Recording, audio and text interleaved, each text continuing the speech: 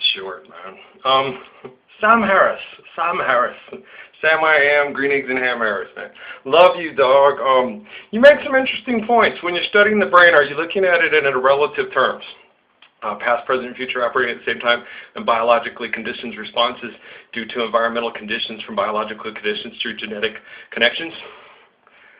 So free will could be implied that it is essential in our makeup, but we're conditioned to make certain reactions because of a constantly badgered environmental condition that is irrational. You see what I'm saying? This is Judy, man, Judy Krishnamurti.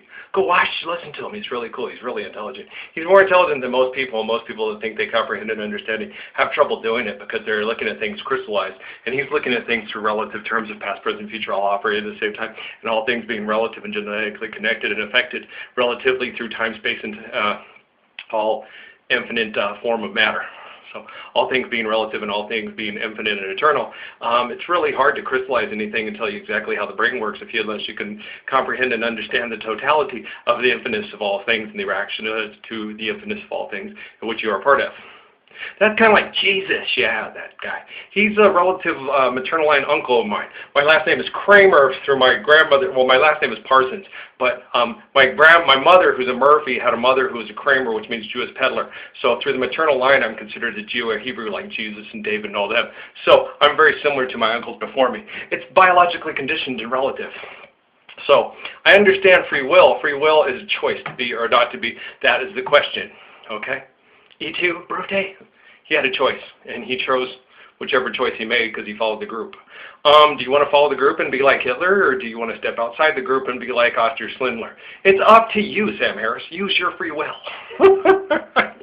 That's what we're arguing. But we're doing it in relative space-time continuums that go beyond your thought process and behind your finite study of the brain, which tells you how the brain works, not understanding the totality of the infiniteness of it all.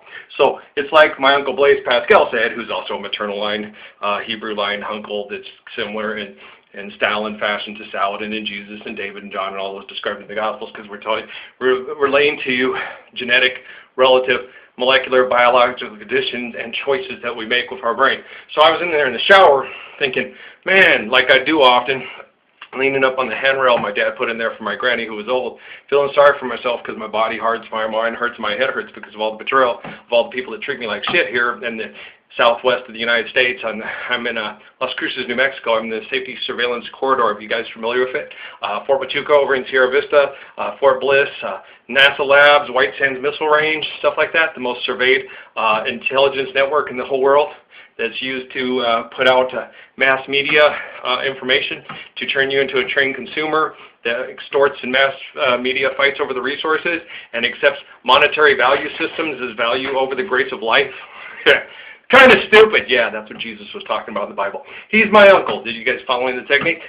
If any of you can keep up, please come and talk. If you can't, please stop talking about things. And if you don't understand that there are but two religions, because there is religion of the worship of the grace of life that is infinite and eternal and of all things, and the way to worship of all the technological advances in your own mind that you think is you in the finite and that is you eternally. Now, do the math.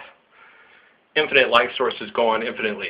And all things being relative, we all infinitely flux and change and go with the flow and flow with what we know.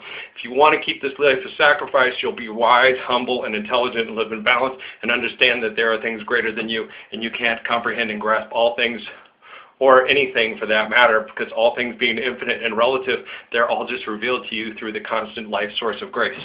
Get it? Okay. Nice talking to you, Sam I Am crew.